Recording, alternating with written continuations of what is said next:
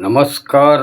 ನಾನು ಸಿಗ್ಲಿ ಬಶ್ಯ, ಕನ್ನಡದ ಕಂದ ಕಾನೂನು ಪಂಡಿತ ಸಿಗ್ಲಿ ಬಶ್ಯ. ನಾನು ಎನ್ನಡ ಅಂದರೆ ಎಡಕ್ಕೆ, ಎಕ್ಕಡ ಅಂದರೆ ಬಲಕ್ಕೆ, ಕನ್ನಡ ಅಂದರೆ ಹೋಗಿದೆ ಮೇಲಕ್ಕೆ ಅಂತ ನಮ್ಮ ಕರ್ನಾಟಕದೊಳಗೆ ಆಡೋ ಮಕ್ಕಳಿಗೂ ಕೇಳೋಗಿಲ್ಲ. ನಾನು ಲೈಸೆನ್ಸ್ ಇಲ್ಲದೆ ಕೇವಲ 9ನೇ ತರಗತಿಯಲ್ಲಿ ಪಾಸ್ ಆಗಿರುವ ಈ ಸಿಗ್ಲಿ ಬಶ್ಯ 14ನೇ ವಯಸ್ಸಿನಿಂದ ಜೈಲೋ ಶಾಲೆ ಮಾಡ್ಕೊಂಡು ಕೋಟ ಪಾಠ ಮಾಡ್ಕೊಂಡು ಕೇಸೋ ತಂದೆ ತಾಯಿ ಅಂತ ತಿಳಿದು ತಂದೆ ತಾಯಿ ಕೊಡಲಾರ್ದಂಥ ಪ್ರೀತಿನ ಜೈಲು ಪೊಲೀಸರ ಹತ್ರ, ಲಾಯರ್ ಹತ್ರ, ಜಡ್ಜ್ ಹತ್ರ, ಮಾಧ್ಯಮಗಳ ಹತ್ರ ಎಲ್ಲ ವ್ಯವಸ್ಥೆಗಳನ್ನು ಸರ್ವೆ ಮಾಡಿಕೊಂಡು ಸುಮಾರು 33 ವರ್ಷ ಅಂತರ್ಜಿಲ್ಲಾ ಕುಖ್ಯಾತ ಕಳ್ಳನಾಗಿ ಎಲ್ಲ 260 ಪ್ರಕರಣಗಳನ್ನು ಮೈ ಮೇಲೆ ಎಳ್ಕೊಂಡು ಆ ಪ್ರಕರಣಗಳಲ್ಲಿ ಮಾಡಿದ್ದ ಅಪರಾಧ ಮಾಡಿಲ್ಲ ಅಂತ ಸಾಬೀತುಪಡಿಸಿದೆ. ಯಾಕೆ ಅಂತ ಕೇಳ್ರಿ. ಕಾನೂನು ಎಷ್ಟು ದುರ್ಬಲತೆಯಲ್ಲಿದೆ ಅನ್ನೋದ್ರ ಬಗ್ಗೆ ನಾನು ಒಬ್ಬನೇ ಉದಾಹರಣೆ.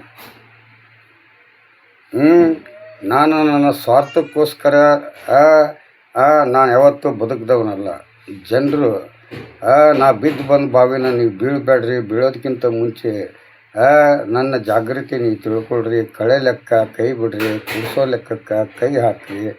ಪ್ರತಿಯೊಂದು ಜಾತಿ, ಧರ್ಮ, ಪ್ರೀತಿ, ವಿಶ್ವಾಸನ ಮನಸ್ಸಿನಲ್ಲಿಟ್ಟುಕೊಂಡು ಅಣ್ಣ ತಮ್ಮರಾಗಿ ಒಂದೊಂದು ಗ್ರಾಮನ ಯಾವ ರೀತಿ ಕಟ್ಟಿಕೊಂಡು, ಒಂದೊಂದು ತಾಲೂಕನ್ನ ಯಾವ ರೀತಿ ಇಟ್ಟುಕೊಂಡು, ಒಂದೊಂದು ಜಿಲ್ಲಾನ ಯಾವ ರೀತಿ ಬೆಳೆಸ್ಕೊಂಡು, ಒಂದೊಂದು ರಾಜ್ಯನ ಯಾವ ರೀತಿ ಮಡಿ ಮಾಡಿಕೊಂಡು ನಮ್ಮ ದೇಶಕ್ಕೆ ಒಂದು ಇತಿಹಾಸ ಕೊಡಬೇಕಾದ್ರೆ ನಾವೆಲ್ಲರೂ 10 ರೂಪಾಯಿ ಲೆಕ್ಕಾಚಾರದಲ್ಲಿ ಬದುಕಬೇಕು.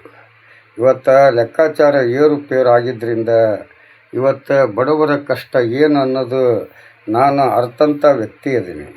ಅದಕ್ಕೋಸ್ಕರ ನನ್ನ ಕಥೆಗೆ ಒಂದು ಅರ್ಥ ಸಿಗಲೇಬೇಕು. ಯಾಕಂದ್ರೆ ಏನು ತೊಟ್ಟಿಲೆಗಳಂತ ಆಗ ಕೈ ಹಾಕಿ ತೆಗೆದು ಬೆಳೆಸೋಂಥ ಗಂಡನೂ ಇಲ್ಲ, ಬಿತ್ತಿದ ಬೀಜ ಆಗ ಬೆಳೆತೀನಂತ ರೈತನೂ ಇಲ್ಲ, ಪಾಠ ಓದೋ ಪರೀಕ್ಷೆ ಬರೋಕ್ಕಾಗಲ್ಲ. ಅದಕ್ಕೋಸ್ಕರ ನನ್ನ ಒಂದು ಕಾಯಕದ ದಾರಿ ಹೆಂಗಂದ್ರೆ ಜನನಿ ಜನ್ಮ ಭೂಮಿ ಅನ್ನೋ ಈ ಹಿಂದುತ್ವದೊಳಗೆ ತಾಯಿ ಗರ್ಭದಿಂದ ಎದೆ ಹಾರು ಕುಡಿದು ಅಂಬಿಗಾಲು ಊರು ಎದ್ದು ನಿಂತ್ಕೊಂಡು ಕಣ್ಣು ಬಿಟ್ಟು ನಾನು ಈ ದೇಶದಲ್ಲಿ ನನ್ನ ಅಂತ್ಯ ಎಲ್ಲಿತ್ತು ಅಲ್ಲಿವರೆಗೂ ನಾನು ನಡಿಬೇಕಾದ್ರೆ ನನಗೆ ಸಿಗ್ತಕ್ಕಂಥ ಎಲ್ಲ ಕಷ್ಟ ನಷ್ಟಗಳನ್ನು ಲೆಕ್ಕಾಚಾರವಾಗಿ ಲೆಕ್ಕದಲ್ಲಿ ಇಟ್ಕೊಂಡು ನಾನು ಬಂದು ನಿಮಗೆ ಉತ್ತರ ಕೊಡ್ತೀನಿ. ಯಾಕಂದರೆ ಈ ದೇಶದಲ್ಲಿ ಇವತ್ತು 511 ಕ್ರಿಮಿನಲ್ನಲ್ಲಿ ಎಷ್ಟು ಮಂದಿ ಬುದ್ಧಿವಂತರು, ಸಿಗ್ಲಿ ಬಶ್ಯನಂಥ ಬುದ್ಧಿವಂತರು, ಕಳ್ಳರು, ಕೊಲೆಗಾರರು, ಅತ್ಯಾಚಾರಿಗಳು, 420ಗಳು, ಡಕಾಯಿತರು, ನಂಬಿಕೆ ದ್ರೋಹಿಗಳು, ಚೀಟಿಂಗ್ ಮಾಡೋರು ಪ್ರತಿಯೊಬ್ಬರು ಬೇಕಾದಷ್ಟು ಅದಾರ. ಆದ್ರೆ ಅವ್ರು ಯಾರೂ ನನ್ನ ಹಂಗೆ ಹಂಚ್ಕೊತಾ ಇಲ್ಲ. ಯಾಕೆ ನಾನು ಇವತ್ತು ನಂದು ಕಳ್ತನ ಬಿಟ್ಟಾಗ ನಾನು ಒಂದು ಜೀವನ ಮುಂದಿನ ಜೀವನ ಏನಪ್ಪ ಅಂದಾಗ ನನ್ನದೇ ಆದಂಥ ಅಪ್ಪನಿಗೆ ಆಸ್ತಿ ಇದೆ, ಅದನ್ನು ಕೊಡಲಿಲ್ಲ. ನಮ್ಮ ಅಪ್ಪನ ಜಾಗ ಇದೆ, ಮನೆ ಇದೆ, ಕೊಡಲಿಲ್ಲ. ನನ್ನ ದಾಖಲಾ ಸಮೇತ ತೋರಿಸಿದ್ರು, ಅದು ಕೋರ್ಟ್ ಮುಖ ಸತ್ತ ಮೇಲೆ ತೀರ್ಪು ಕೊಡೋದು. ಅದೇ ಕೋರ್ಟ್ ಬಂದು ಒಂದು ಸಲ ನನ್ನ ಊರಿಗೆ ಬಂದು ಇದು ಸಿಗ್ಲಿ ಬಸ್ಸಿಂದ ಏನು ಕತೆ, ವರ್ಷಾನುಗಟ್ಲೆ 10 ವರ್ಷ ಕೋರ್ಟ್ನಲ್ಲಿ ಇರೋದಕ್ಕಿಂತ ಒಂದೇ ದಿನ ಬಂದು ಆ ಸತ್ಯದ ಜಾಗದಾಗ ಒಂದು ನನ್ನ ಅರ್ಥ ಮಾಡಿಕೊಂಡು ನನ್ನ ಹಿಸ್ಟ್ರಿ ಕಥೆನ ತಿಳ್ಕೊಂಬಿಟ್ರೆ ಸಾಕು, ನನಗೆ ನ್ಯಾಯ ಸಿಕ್ಕಂಗೆ. ಅದಕ್ಕೋಸ್ಕರ ಇಂಥ ನ್ಯಾಯ ಸಿಗೋಂಥ ವ್ಯವಸ್ಥೆ ಇದ್ರೂ ಇವತ್ತು ಕಾನೂನು ವ್ಯವಸ್ಥೆಯಲ್ಲಿ ಸತ್ತ ಮೇಲೆ ತೀರ್ಪು, ಸತ್ತನ ಮೇಲೆ ಪರಿಹಾರ, ಸತ್ತನ ಮೇಲೆ ಒಂದು ಪಂಚನಾಮ ನಡೆಯೋಂಥ ವ್ಯವಸ್ಥೆಗಳಿಗೆ ಇವತ್ತು ನಾನು ಉತ್ತರ ಕೊಡಬೇಕು. ಯಾಕಂದರೆ ಕಳ್ಳ ಸಿಕ್ಕರೆ ಪೊಲೀಸ್ನವರು ತನಿಖೆ ಮಾಡಿ ಅವರು ಬರೆದಂಥ ಕತೆ ಮೇಲೆ ತೀರ್ಪಾಗುತ್ತೆ. ಆದರೆ ನಂದು ಹಾಗಲ್ಲ, ನಾನು ಕತೆ ಹೇಳಬೇಕು. ಯಾಕಂದರೆ 14ನೇ ವಯಸ್ಸಿನಿಂದ 2010ರವರೆಗೂ ಸುಮಾರು 33 ವರ್ಷ ಕಳ್ಳನಾಗಿ ಬೆಳೆದೆ. ಆಮೇಲೆ ಕಳ್ತನ ಬಿಟ್ಟು ಸತ್ಯ ಹೇಳಿದೆ. ಇನ್ನು ಮುಂದೆ ನಾನು ಕಳ್ತನ ಮಾಡೋಂಗಿಲ್ಲ, ನಾನು ಯಾರು ಅನುಮಾನ ಪಡಬೇಡ್ರಿ ಕಳ್ತನದ ಬಗ್ಗೆ ಅಂದೆ. ನಾನು ಅಂದಿನಿಂದ ಇಂದಿನವರೆಗೂ ಯಾರ ಮನೇನೂ ಕಣ್ಣೆತ್ತಿ ಕೆಟ್ಟ ದೃಷ್ಟಿಯಿಂದ ಮನೆ ನೋಡಿದವನಲ್ಲ, ಒಂದು ಮನೆ ಕಳ್ತನ ಮಾಡಿದವನಲ್ಲ. ಆದರೆ ನಾನು ಕರ್ನಾಟಕನ ಸುತ್ತಬೇಕು, ಪ್ರತಿಯೊಂದು ಸರ್ವೆಯನ್ನು ಮಾಡಬೇಕು. ಈಗ ಒಂದು ವರದಿಗಾರ ಆಗಬೇಕಾದ್ರೆ ಅನುಭವ ಇಲ್ಲದೇ ಒಬ್ಬ ವರದಿಗಾರ ಆಗೋಕ್ಕೆ ಸಾಧ್ಯ ಇಲ್ಲ, ಹೋರಾಟಗಾರ ಆಗೋಕ್ಕೆ ಸಾಧ್ಯ ಇಲ್ಲ ಅನ್ನೋದು ಅರಿವು ತಿಳ್ಕೊಂಡು ನಾನು ಎಲ್ಲ ಕರ್ನಾಟಕ ಸುತ್ತಂಥ ಸಂದರ್ಭದಲ್ಲಿ ಕೆಲವೊಂದು ಪ್ರಜೆಗಳು ನನ್ನ ಯೂಟ್ಯೂಬ್ನಲ್ಲಿ ನೋಡಿ ನನಗೆ ತುಂಬ ಗೌರವ ಕೊಟ್ಟಿದ್ದಾರೆ, ಉಣಿಸಿದ್ದಾರೆ, ತಿನ್ನಿಸಿದ್ದಾರೆ, ಜೇಬಿನಾಗ ದುಡ್ಡು ಇಟ್ಟಿದ್ದಾರೆ. ಇದು ಸಾಲ ಅಲ್ಲಪ್ಪ ಅಂತ ತಿಳ್ಕೊ. ನಾವು ಕೊಟ್ಟು ಒಂದಿದ್ದು ಯಾಕಂದರೆ ನಮಗೆ ಜಾಗೃತಿ ಕೊಡ್ತಿದ್ವಿ, ಕಾನೂನು ಹೆಂಗೈತಿ ಅನ್ನೋದು ಅರಿವು ತಿಳಿಸಿದ್ವಿ, ನಮ್ಮ ಕೇಸಿಗೆ ನಾವೇ ವಾದ ಮಾಡಬೇಕು ಅನ್ನೋದು ಜ್ಞಾನ ತುಂಬಿದ್ವಿ. ಅನ್ನಂಥ ವ್ಯವಸ್ಥೆ ಒಳಗಡೆ 160ರಷ್ಟು ಜನರು ನನ್ನ ಪ್ರೀತಿಯಿಂದ ನೋಡ್ಕೊತಾನೆ ಬಂದರು. ಆದರೆ ಇಲ್ಲಿ 10% ಜನ ಕೆಲವೊಬ್ಬರು ಪುಡಾರಿಗಳು, ಕಳ್ಳರು, ಈ ಹಾವು, ಪಾಯಿಂಟ್, ನಿಧಿ ಕಂಡುಹಿಡಿಯೋದು, ಮತ್ತು ಈ ಹೆಬ್ಬಾವು, ಆಮೇಲೆ ಈಗ ಆಮಿ, ಇಂಥ ಒಂದೊಂದು ಪ್ರಕರಣದಲ್ಲಿ ನಡೀತಕ್ಕಂಥ ವ್ಯವಸ್ಥೆಗಳನ್ನು ಗಮನದಲ್ಲಿಟ್ಟುಕೊಂಡು ನನ್ನ ಅಂತಲ್ಲಿ ಬಂದು ತಾವು ದುಡ್ಡು ಮಾಡಬೇಕು, ದೊಡ್ಡ ಶ್ರೀಮಂತರಾಗಬೇಕು ಅನ್ನೋಂಥ ವ್ಯವಸ್ಥೆಯಲ್ಲಿದ್ದಾಗ ಅವ್ರಿಗೆ ನಾನು ಯಾವ ರೀತಿ ಅವರಿಗೆ ಅಂದರೆ ಅವರು ನನಗೆ ಬಿಡಂಗೇನಿಲ್ಲ. ಅವ್ರಿಗೇನಾದರೂ ಅವರಿಂದ ಹಾರಿಸ್ಕೋಬೇಕಂತಂದು ಅವರಿಗೆ ಇಲ್ಲ ಹಾಗಿಲ್ಲ, ಇದಕ್ಕೆ ಹಿಂಗೆ ಹೇಳ್ತೀನಿ ತಗೋ ಅಂತ ಹೇಳಿ ಅವ್ರ ಹತ್ರ ನಾನು ಯಾವ ಸಾಕ್ಷಿ ಇಲ್ಲದೇ ನಾನು ಕೆಲವೊಂದು ಅವ್ರ ಹತ್ರ 50,000, 20,000, 10,000, 2,000 ಹಿಂಗೆ 10 ಲಕ್ಷವರೆಗೂ ಒಬ್ಬೊಬ್ಬರ ಹತ್ರ ನಾನು ಇಸ್ಕೊಂಡಿದ್ದೀನಿ. ಅದು ಸಾಲವಾಗಿ ಇಸ್ಕೊಂಡಿದ್ದೀನಿ. ಒಂದು ವೇಳೆ ಅವ್ರ ಪ್ರಶ್ನೆ, ಅವರ ಅಡ್ರೆಸ್ ಅಂತೂ ನನಗೆ ಗೊತ್ತಿಲ್ಲ. ಎಲ್ಲ ಅಡ್ಡಾಡ್ತಿದ್ದೆ, ಸಿಗ್ತಿದ್ರು, ಅಲ್ಲೇ ರೋಡ್ನಾಗನ ಮಾತಾಡ್ತಿದ್ರು, ಕೊಡ್ತಿದ್ರು. ಆದರೆ ಅವ್ರಿಗೆ ನಾನು ಕೈ ಕೊಡ್ತಿದ್ದೆ. ಯಾವ ಬಂಗಾರದ ಅಂಗಡಿಗೂ ಧಮಕಿ ಹಾಕಿ ಅವ್ರಿಗೆ ಬಂಗಾರ ಕೊಟ್ಟಿಲ್ಲ, ಯಾವ ಡೂಪ್ಲಿಕೇಟ್ ಬಂಗಾರ ಹೋಗಿ ಅವ್ರಿಗೆ ತೋರಿಸಿಲ್ಲ. ಅವರು ನನಗೆ ಸಾಲವಾಗಿ ಕೊಟ್ಟಿದ್ದಾರೆ. ಒಂದು ವೇಳೆ ಬಂಗಾರಕ್ಕೋಸ್ಕರ ದುಡ್ಡು ಕೊಟ್ಟಿವಿ ಅನ್ನೋರು ಏನಾದರೂ ಬಂದರೆ ನಮ್ಮ ದಾವಣಗೆರೆ ಜಿಲ್ಲಾ ದುಗ್ಗಮ್ಮನ ಕ್ಷೇತ್ರವಾದಂಥ ಒಂದು ತಾಲೂಕು, ಅದು ಜಗಳೂರು ತಾಲೂಕಿನಲ್ಲಿ ಪೊಲೀಸ್ ಸ್ಟೇಷನ್ ಇದೆ. ಆ ಪೊಲೀಸ್ ಸ್ಟೇಷನ್ನಲ್ಲಿ ರೇವಣಸಿದ್ದನ ಮಗ ಸಿದ್ದರಾಮಯ್ಯ ಅವರು ಇದ್ದಾರೆ, CPI ಅವರು. ಅವ್ರ ಹತ್ರ ಹೋಗಿ ಕಂಪ್ಲೇಂಟ್ ಕೊಡಿ, ನಮಗೆ ಬಂಗಾರ ತಂದು ಕೊಡ್ತೀನಿ, ದುಡ್ಡು ಕೊಡು ಅಂತ ನಮಗೆ ಮೋಸ ಮಾಡ್ಯಾಡ್ರಿ ಅಂತಾರೆ. ಕಂಪ್ಲೇಂಟ್ ಕೊಡಿರಿ. ಇಲ್ಲ ನಮಗೆ ಸಾಲ ಕೊಡ್ಬೇಕ್ರಿ, ಸಾಲ ಕೊಟ್ಟೇವಿ ಇನ್ನೂವರೆಗೂ ಕೊಟ್ಟಿಲ್ಲ ಅಂತ ಕಂಪ್ಲೇಂಟ್ ಕೊಡಿರಿ. ನಿಮ್ಮ ದುಡ್ಡು ಅದು ರಿಕವರಿ ಆಗುತ್ತೋ ಇಲ್ಲೋ ಅವ್ರ ಬಾಯಿಂದ ತಿಳ್ಕೊಳ್ಳಿ. ಆಮೇಲೆ ಈ ಪ್ರಕರಣಗಳು ನನ್ನ ಮೇಲೆ ಬಿದ್ದರೆ, ನನಗೆ ಮೇಲೆ ಬಿದ್ದರೂ ನಾನು ಕೋರ್ಟ್ನಲ್ಲಿ ಗೆದ್ದು ಬರ್ತೀನಿ ಅನ್ನೋದು ನಿಮಗೆ ಗೊತ್ತು. ಯಾಕಂದರೆ ನನ್ನದೊಂದು ಗುರಿ ಇದೆ. ಇವತ್ತು ಬಿಗ್ ಬಾಸ್ನಲ್ಲಿ ಕರೆದ್ರೆ ಇವತ್ತು ಆ ಥರ ಆಟ ಆಡೋದಕ್ಕಿಂತ ಒಂದು ಕಾನೂನಿನ ಜ್ಞಾನ 45 ನಿಮಿಷ ಎಲ್ಲ ವಿದ್ಯಾರ್ಥಿಗಳಿಗೂ ಜಾಗೃತಿ ಕೊಟ್ಟರೆ ಅದಕ್ಕೊಂದು ಬಿಗ್ ಬಾಸ್ಗೆ ಒಂದು ಇತಿಹಾಸ ಸಿಗುತ್ತೆ. ಅವೆಲ್ಲ ಬಿಡಬೇಕು. ಯಾಕಂದರೆ ಇವತ್ತು ಮಕ್ಕಳಿಗೆ ಶಿಕ್ಷಣದ ಮೂಲಕ ಈ ಒಂದು ಕಾನೂನಿನ ಜ್ಞಾನದ ಅರಿವು ತುಂಬ್ರಿ ಅನ್ನೋದಕ್ಕೆ ನಾನು, ಯಾಕಂದರೆ ಇವತ್ತು ನನಗೆ 5 ಮಕ್ಕಳದವು, ಜೀವನನೂ ಐತಿ, ಮತ್ತು ನಾನು ಹೋರಾಟನೂ ಮಾಡಬೇಕು, ನಿಮ್ಗೆ ಜಾಗೃತಿನೂ ಕೊಡಬೇಕಂದ್ರೆ ಕೆಲವೊಂದು ಅವ್ರ ಹತ್ರ ನಾನು ಸಾಲ ಮಾಡಿದ್ದೀನಿ. ಆದರೆ ನನ್ನ ಮನಸ್ಪೂರ್ವಕವಾಗಿ ನಾನು ಅವ್ರಿಗೆ ಕೊಡ್ತೇನೆ ಬಂಗಾರ ಅಂತ ನಾನು ಮನಸ್ಸಿಟ್ಕೊಂಡು ಕೊಟ್ಟವನಲ್ಲ. ಸ್ವಲ್ಪ ಮಟ್ಟಿಗೆ ನೋಡೋಣ, ನಾನು ಇವತ್ತಿಲ್ಲ ನಾಳೆ ದೊಡ್ಡ ಕೋಟ್ಯಾಧಿಪತಿ ಆದರೆ ಅವ್ರ ಸಾಲ ನಂದು ಒಂದು ಕೂದಲಿದ್ದಂಗೆ ಅಂತ ತಿಳ್ಕೊಂಡು ನಾನು ಸಾಲ ಮಾಡಿದ್ದೀನಿ ಹೊರತು ಇವರಿಗೆ ಮೋಸ ಮಾಡಬೇಕಂತ ನಾನು ಯಾವತ್ತೂ ಮಾಡಿಲ್ಲ. ನಾನೊಬ್ಬ ನಂಬಿಕೆ ದ್ರೋಹಿನೂ ಅಲ್ಲ. ಯಾಕಂದ್ರೆ ನಾನು ಹೆಂಗೆ ಕಳ್ಳತನ ಮಾಡಿದಾಗ ಎಲ್ರಿಗೂ ಹಂಚ್ಕೊತನ ಬಂದೆ.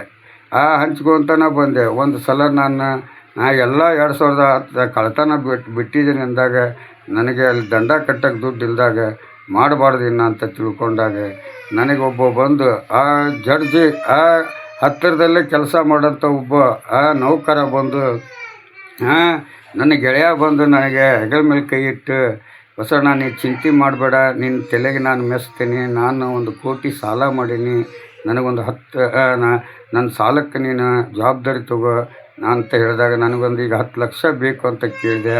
ಅವಾಗ ನಾನು 10 ಲಕ್ಷ ಅಂತ ಕೊಡ್ತೀನಿ, ನಿನಗೆ 10 ಲಕ್ಷ ಅಂದಾಗ ಅವನೊಂದು 2-3 ತಿಂಗಳದಾಗ 10 ಲಕ್ಷನೂ ಕೊಟ್ಟ. ನಾನು ನನ್ನ ಹೆಂಡತಿ ಮಕ್ಕಳನ್ನ ತೊಗೊಂಬಂದು ನಾನು ಊರಲ್ಲಿ ಇದ್ದುಕೊಂಡು ಒಳ್ಳೆ ಜೀವನ ಮಾಡಿಕೊಂಡು ಹಾಗೆ ಬೆಳಿತಾನೆ ಹೊಂಟೆ. ಹಾಗೆ ಜನ ಕೊಡ್ಕೊತಾನೆ ಬಂದರು, ಆಸೆ ಪಟ್ಟವರೆಲ್ಲ ಸಾಲ ಕೊಡ್ತಾನೆ ಬಂದರು. ನಾ ಇಸ್ಕೊತಾನೆ ಬಂದೆ. ಸುಮಾರು 16 ವರ್ಷ ಆಯ್ತು ಇಲ್ಲಿಗೆ. ನಾ ದುಡಿಲಾರ್ದ ಜೀವನ ಮಾಡೀನಿ, ಟಿಕೆಟ್ ಇಲ್ದ ಪ್ರಯಾಣ ಮಾಡೀನಿ, ಜೋಳಿಗಿಲ್ದನೂ ಹೋಳಿಗೆ ಊಟ ಮಾಡೀನಿ. ಆದರೆ ನಾನು ಸಾಲ ಮಾಡಿದ್ದು ಸತ್ಯ ಇಲ್ಲ ಅಂತ ನಾನು ಹೇಳೋಂಗಿಲ್ಲ. ಯಾಕಂದರೆ ನಾನು ಇವತ್ತಿಗೆ ಬಂಗಾರದ ಅಂಗಡಿಗೆ ಪೊಲೀಸ್ನವರಿದ್ದ ಕರ್ಕೊಂಡು ಬಂಗಾರ ರಿಕವರಿ ಮಾಡಿದಾರೆ ಹೊರತು ನಾನು ಇವತ್ತಿಗೆ ಒಂದು ಬಂಗಾರದಗರಿಗೆ ಹೋಗಿ ಅವ್ರಿಗೆ ಅವ್ರನ್ನ ಕೇಳ್ಕೊಡ್ರಿ ಬೇಕಾದಷ್ಟು. ಯಾಕಂದ್ರೆ ಈಗೆಲ್ಲ ಇಂಟರ್ನೆಟ್ ಇದೆ. ಯಾವ ರೀತಿ ಮೋಸ ಹೋಗ್ತೀರಿ, ಯಾವ ರೀತಿ ಇದು ಹೋಗ್ತೀರಿ ಅನ್ನೋದ್ರ ಬಗ್ಗೆ ನಾನೇ ಉದಾಹರಣೆ ಕೊಡ್ತೀನಿ ನಿಮಗೆ. ನಾನು ಸುಮ್ಮನೆ ಕರ್ನಾಟಕ ಸುತ್ತಿಲ್ಲ. ನೀವೆಲ್ಲದು ನೋಡಿದರೆ ನನಗೆ ಒಂದು ಫೇಸ್ಬುಕ್ ಲಿಂಕ್ ಇಟ್ಕೊಂಡು ನೋಡಿರಿ ನಂದು, ವಾಟ್ಸಪ್ ಲಿಂಕ್ ಇಟ್ಕೊಂಡು ನೋಡಿರಿ ನಂದು. ನಿಮಗೆಲ್ಲ ನಂಬರ್ ಕೊಟ್ಟಿರ್ತೀನಿ. ಈ ನಂಬರ್ನಲ್ಲಿ ನೀವೆಲ್ಲನ ಪಡ್ಕೋಬೋದು. ಸಿಗ್ಲಿ ಬಸ್ ಯಾಕೆ ಇಷ್ಟು ಸಿಮ್ಗಳನ್ನ ಇದು ಮಾಡಿದ ಅನ್ನೋದ್ರ ಬಗ್ಗೆನೂ ನಿಮ್ಗೆ ವರದಿ ಕೊಡ್ತೀನಿ. ಸಿಗ್ಲಿ ಬಸ್ಸಿಗೆ ಎಷ್ಟು ಮಂದಿ ಕಿಡ್ನ್ಯಾಪ್ ಮಾಡಿ ಕರ್ಕೊಂಡೋಗಿ ಹೊಡೆದು ಆಮೇಲೆ ಮತ್ತೆ ತಮ್ಮೊಂದು ಮುಚ್ಚಿಟ್ಟು ಅಲ್ಲಿಗೆ ಸುಮ್ಮನೆ ಆದಂಥ ಇತಿಹಾಸನೂ ಐತಿ. ಪೊಲೀಸ್ ಸ್ಟೇಷನ್ ಕಿಡ್ನ್ಯಾಪ್ ಮಾಡಿಕೊಂಡು ಅದು ಒಂದು ಹಾವೇರಿ ಜಿಲ್ಲಾ ಪೊಲೀಸ್ ಸರ್ಕಾರಿ ಆಸ್ಪತ್ರೆ ಮುಂದ್ಗಡೆನೇ ಪೊಲೀಸ್ ಸಮ್ಮುಖದಲ್ಲಿನ CC ಕ್ಯಾಮರಾದಾಗ ಸಿಗ್ಲಿ ಬಸ್ಸನಿಗೆ ಎತ್ತಿ ಹಾಕ್ಕೊಂಡು ಕೊಲೆ ಮಾಡೋಂಥ ವ್ಯವಸ್ಥೆ ಇತ್ತು.